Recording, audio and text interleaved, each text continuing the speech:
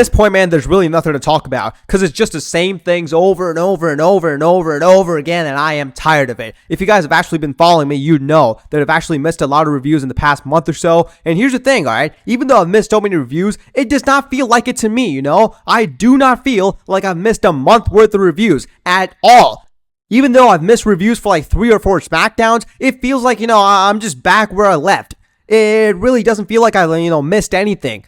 The state of the show is so confusing, man. It's so confusing. It's like they're purposely making it bad. Like, it cannot be this bad unless they're actually going out of their way and trying to make it as bad as possible. And the worst part is that last week's SmackDown was actually pretty good, We had AJ Lee returning, you had Brock Lesnar returning, we had John Cena versus Sami Zayn, we had all that cool stuff, so SmackDown was actually pretty good last week. But typical WWE fashion, once you get a good show, the next week is going to stink, because that's all they're about, They just make these desperate moves in 1 week just to get the fans back and just to get them talking, and then next week they're going to abandon everything. That's just typical WWE at this point. So yeah, well, whatever, man, let's just get right into the show. Let's just get into the review of tonight's Friday Night SmackDown. So the show kicks off with the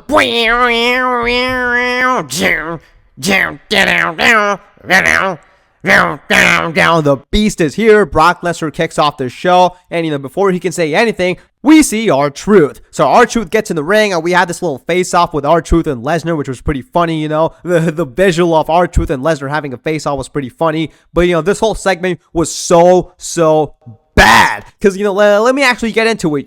Here's the thing: R-Truth gets into Lesnar's face, and Lesnar's like, who are you? Who the hell are you? Do you know where John Cena is? Yeah, that was the whole point of this promo, guys. Brock Lesnar was like, do you know where John Cena is? Do you know where John Cena is? Like, bro, last week's Friday Night SmackDown was advertised again and again and again as John Cena's final SmackDown ever. In Chicago, Illinois, John Cena, the never seen 17, like, you get the point, And now here's Brock Lesnar the following week on Friday Night SmackDown asking where John Cena is. Like, come on, man. Are you dumb? This guy's dumb as hell. John Cena was right about Brock Lesnar. In order to get a concussion, you must have a brain. So yeah, this whole promo was really nothing, It was just Brock Lesnar going, do you know where John Cena is? Where's John Cena? And R-Truth just going, nah, I don't know where John Cena is, but I'm here to defend his honor because he is my older brother. He is my childhood hero. And Brock Lesnar just like, what? You're telling me that John Cena is your older brother and your name is R-Truth? And you're black. Oh, obviously, yeah, he didn't say the last part. But yeah, he was like, John Cena's your older brother. And, your name is R-Truth. And R-Truth was like, nah, my name is Ron Cena. It's like, come on, man. Are we still doing this? Like, first of all, it makes no sense that R-Truth is forgiven John Cena already. Like, bro, this guy kicked you in the balls. Like, come on, man. Your so-called childhood hero kicked you in the balls. And he made you shave his head pretty much, because of the mental thing he put you through. And after all that, you're just back with him? You're just back to dick riding him? Like, come on, man. Now, look, I don't know if I'm a forgiving guy, I don't know how nice I am when it comes to that. But what I do know is that I will never, and I mean ever, forgive somebody who kicks me in the balls, alright? Never. That is enemy number 1 for life.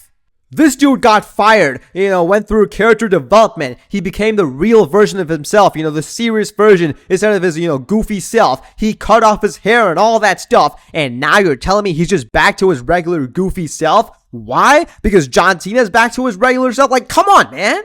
This is stupid. But yeah, whatever, man. I'm not going to waste my energy ranting about R-Truth, so get out of here. What do we get next, huh? Yeah, Brock Lesnar basically, F5s R-Truth after that, we really, don't get anything. This whole promo is really nothing, nothing of value was said in this promo, because, Brock Lesnar just F5s R-Truth after basically saying, like, hey, John Cena, he's going to come after you. This is a new Cena. He's Super Cena. He's coming after you, and that's pretty much it, Brock Lesnar F5s R-Truth, and he rips his pants, and that was the best part of the segment, Brock Lesnar ripping his pants. That was the only good thing. Everything else was horrible. The fact that we're going to be building up to John Cena versus Brock Lesnar at WrestlePalooza, and we're going to be having 0 promos with them together is disgusting, man. Absolutely disgusting. What did we get to build up to this match, huh? What did we get? We got one, brawl, if you can even call it. It was just Brock Lesnar beating up John Cena's ass. Not even that, it was just one F5 at SummerSlam, which was like a month ago, by the way. We just got that one segment, and after that, we just got that one segment on SmackDown last week with Brock Lesnar returning out of nowhere and hitting John Cena with an F5, and that's it? Like, seriously, that's the build-up to this match? Like, come on, man. No promos, no nothing. What is Brock Lesnar's intentions here? Why is he going after Cena? Why? Yeah, guys, let's not do any real segment, any meaningful segment. Let's just do Lesnar and R-Truth in the promo in a nothing burger of a promo, and let the story between Lesnar and Cena actually be narrated by Joe Testicle in a video package. Like, get out of here, man. That's what they're building this feud with. Like, what the hell? This feud sucks. Like, this is the problem I have with Brock Lesnar feuds, man. This is the problem. No promos. No nothing. At least back then we had Paul Heyman as his mouthpiece, Or at least in 2021, he was kind of funny with the cowboy stuff, He was cutting pretty funny promos. But now, he does nothing. He just shows up, F5s, the match is made official. Next week, F5s, that's it. That's just it. We just get the same things over and over and over again. Lesnar versus Cody was the same thing, Nothing meaningful. Only just a bunch of F5s, just a bunch of brawls. That's it. We don't know why Brock Lesnar's going after these people. Why did Brock Lesnar go after Cody Rhodes in 2023? Why did Lesnar go after Cena at SummerSlam? Why? We don't know anything other than the fact that he's Brock Lesnar and he just does whatever he wants. And that is stupid. That's stupid as hell. That's a stupid excuse for this storyline. Get out of here. Let's just move on. I'm done talking about this. This match is going to be a stinker anyways, So let's just move on. Anyways, then we see Sami Zayn for his US title open challenge, and it's answered by Rey Fenix. Obviously, this was one of the matches that I've been looking forward to, for Sami Zayn's US title open challenge. So yeah, I'm glad we got this match because oh boy, did it deliver. This was a great match, great TV match. I enjoyed every single second of it. Just awesome, man. Just great match right here. Great talent in the ring. Rey Fenix, Sami Zayn, obviously great wrestlers, both of them, and they absolutely stole the show. This is what the US title is supposed to be doing, just showcasing talent. That's what we need. The Sami Zayn US title open challenge is a great idea. I love it. And hopefully this can actually bring back some prestige to the US Championship, after how we've had like 500 garbage title reigns for the past decade. So yeah, I do have high hopes for Sami Zayn's US title run because, he's a great wrestler, obviously, and he's going to be putting on some great matches. That's all I want, and I'm guessing that's not too much to ask for, Triple H. So, yeah, this match was amazing. Obviously, Sami Zayn retains. Wow. Hats off to Sami Zayn. Hats off to Rey Fenix. Great match. Great everything. Let's just move on. Oh, by the way, I do want to mention, though, Sami Zayn got booed out of the arena last week. Like, come on, man. Like, come on, let's go easy on my boy Sami here, alright? Look, I get it, I get the Sami Zayn fatigue. I kind of have it too as one of the biggest fans of Sami Zayn, He's one of my favorites on the current roster. I really like Sami Zayn, He's awesome. But I understand the fatigue. His character is getting boring, I'll give you that. He's they've really been doing nothing. But, think about it this way. Whose character right now is not boring? Everybody's boring right now in WWE 2025, alright? Everybody. That's not Sami Zayn's fault. Sami Zayn has proved time and time again that he can do great stuff, alright? Whether, back when he was a heel with the whole conspiracy theorist stuff, or, when he was the honorary Uso or whatever, or, when he was in the feud with Roman Reigns as a babyface, with the underdog coming back, all that stuff.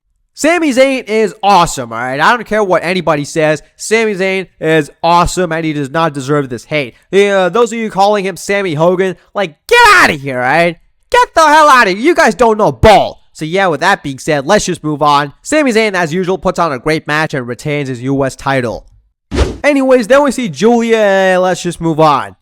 Anyways, then we get Tiffany Stratton versus Jade Cargill. Now, I really want to talk about this because here's the thing. Jade Cargill challenged for the WWE Women's Championship at SummerSlam against Tiffany Stratton, alright? And guess what? She lost. And guess what? She lost clean. And in case you guys didn't know, Wrestling 101, when you lose a title match, you get to the back of the line. It's that simple. You get a shot, you lose, you get to the back of the line. That's just how it works, and that's how it's been working for decades now.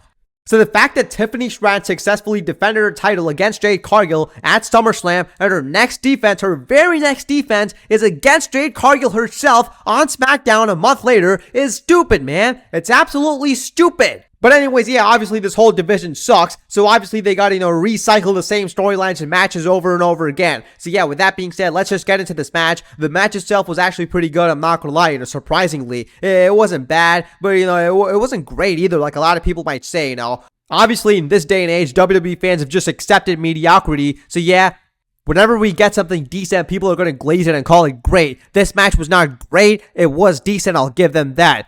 Now, obviously, as expected, we did not get a clean finish here. Jade Cargill sends Tiffany Stratton, through a barricade or something, and then we get a double count out, basically, So Tiffany Stratton retains her championship, and then we see Nia Jax, who just takes her both out, and it's like, come on, man.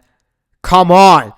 How many times have we seen Tiffany Stratton versus Nia Jax in the past year or so? How many times in 2025 have we seen that match? I am sick and tired of it, man. That's enough.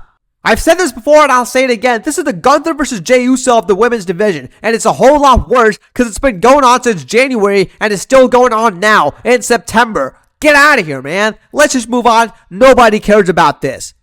Anyways, then we see Drew McIntyre versus Randy Orton. This was a pretty solid match, I'm not going to lie. Obviously, it wasn't anything crazy, but it was everything it needed to be. My main takeaway from this, the only thing that I care about here is the fact that the main eventers are actually wrestling on weekly shows. I mean, obviously, that's not the only thing I care about, but you get the point now. That's the main thing here. The main eventers are actually wrestling. The main eventers are main eventing. That's what we need. So yeah, like I said, this was a pretty solid match, and then obviously Drew McIntyre is going to win this match, and after that we were going to get a post-match assault, but then Cody Rhodes arrives to save the day. That's right, Cody Rhodes is back. He was filming Street Fighter, and now he's back. He takes out Drew McIntyre, and then he picks up the mic, and he challenges him to a match at WrestlePalooza. And that's right, we're going to be getting Cody Rhodes versus Drew McIntyre for the WWE Championship at WrestlePalooza. And I'm not going to lie, the WrestlePalooza match card is actually looking pretty good right now. I talked about this in my Raw review. I'm going to talk about it again. This show actually has the potential to be WWE's best show in 2025. Like, think about it. We got Punk and AJ versus Seth and Becky. That's a big match, right? That's a big deal, AJ's first ever match in 10 years. That's a big deal. And I'm sure the match is going to be great as well. And then, of course, we got Io versus Stephanie Valkyrie, which I'm pretty sure is going to be a great match as well. And then we got, what else? The Usos versus Braun Breaker and Bronson Reed. Like, come on, man. The Usos are back. Let's go.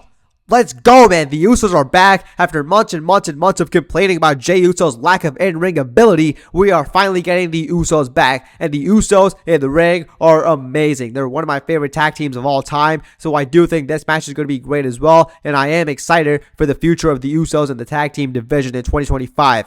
And then, of course, we got John Cena versus Brock Lesnar. And it's like, yeah, that might be the worst match of the night. I'm not going to lie.